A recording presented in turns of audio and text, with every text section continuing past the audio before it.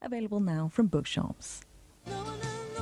Sue Riley is the boss, embattled by reduced resources, fighting for quality patient care. In public and in private, she takes the camera on her daily rounds. I'm not taking being told off for other people's problems. But first, she must get her team support. I wanted to demonstrate the standards of care I expected from everyone else. Living the life of Riley, the boss, tonight, 7:20 on BBC2. The early evening news and sport on BBC2 now with Jenny Bond and Rob Bonnet.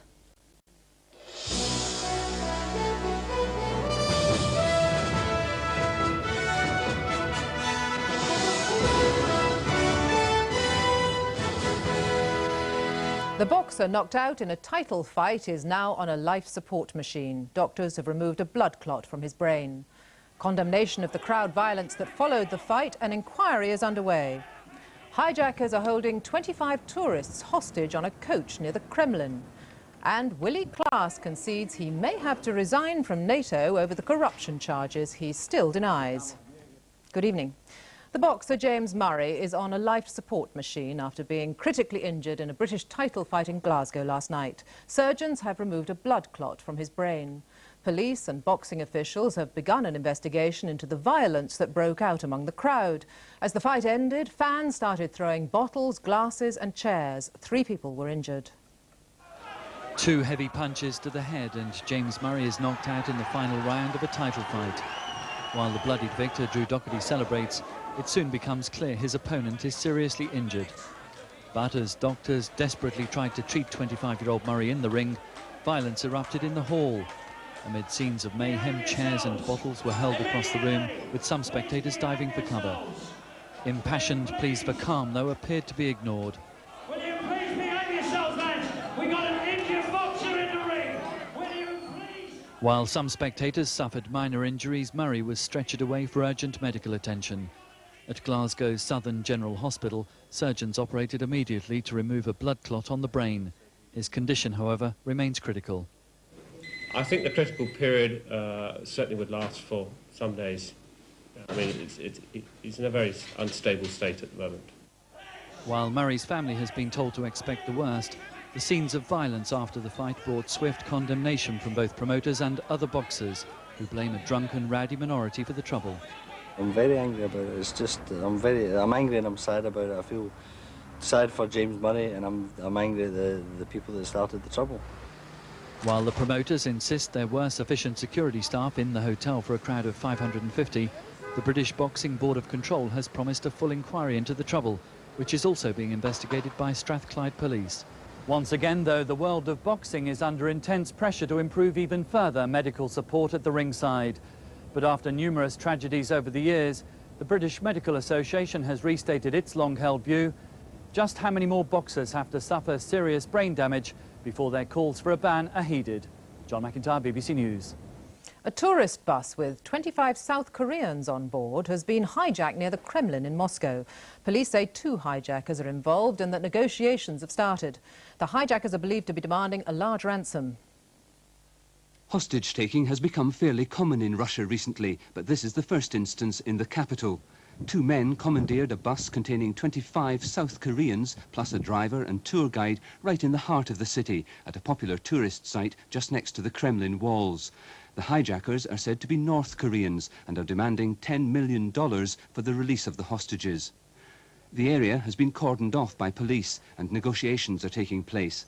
In past incidents, the Russian authorities have tried different solutions, sometimes giving in to hostage-takers' demands only to hunt them down later, and sometimes taking them by storm. With foreigners involved in this case, they're likely to tread especially carefully. Angus Roxburgh, BBC News, Moscow. 3 days after the ceasefire was declared in Bosnia, aid workers are warning of a humanitarian crisis as Serb refugees flee from fighting in the northwest of the country. After taking control of the town of Sanski Most, Bosnian government troops and their Croat allies have been shelling Prijedor. The UN fears that the town of Banja Luka may be the next target. Tens of thousands of Bosnian Serbs have fled their homes. They're now taking refuge in already overcrowded Serb-held towns. A death sentence imposed on a Filipino maid who killed her employer in the United Arab Emirates has been revoked. The president, Sheikh bin Sultan Al Nahyan, persuaded the dead man's family to accept compensation instead. 16-year-old Sarah Balabagan was convicted of stabbing her employer, but maintained she had acted in self-defense when he raped her. A judge in Milan has ruled that the former Italian Prime Minister Silvio Berlusconi must stand trial on corruption charges.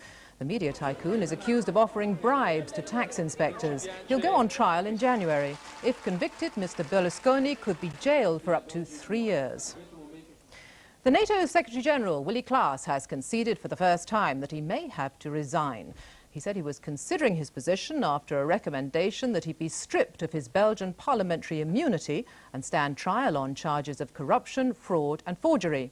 Mr. Klaas denies the charges, which relate to his time as economics minister 7 years ago. The NATO Secretary-General faced 6 hours of questioning by the Special Parliamentary Commission investigating corruption before they recommended he should be stripped of his immunity from prosecution to face possible criminal charges. For the first time, NATO's Secretary-General is conceding he may resign, although Willy Klaas still maintains he has no case to answer. I've had the opportunity to confirm that I'm totally innocent, as well in the Augusta as in the Dassault affair. The allegations against Willy Klaas surround his authorization as a senior Belgian minister for the purchase in 1988 of 46 army helicopters. The Italian makers Augusta later paid over £1 million to Mr. Klaas's political party, the Flemish Socialists. 4 ministers have already resigned over the affair. Several party officials are on trial. Within NATO, the growing feeling is Mr. Klaas should resign quickly, rather than risk the effectiveness and credibility of the alliance by waiting to be forced out. Mr. Klaas may still try to hang on, at least until after the lower house of Belgium's parliament finally decides next Thursday whether or not to hand him over to the courts. But when NATO ambassadors see Mr. Klaas on Monday, alliance governments are likely to increase the pressure on him to go quickly. Already, very discreet soundings are being taken about a possible successor. James Robbins, BBC News, Brussels. The author, Ellis Peters, creator of the Brother Cadwell stories, has died aged 82. The writer, whose real name was Edith Pargeter, published more than 60 novels. Her stories about the medieval monk who turned detective were adapted for radio and television.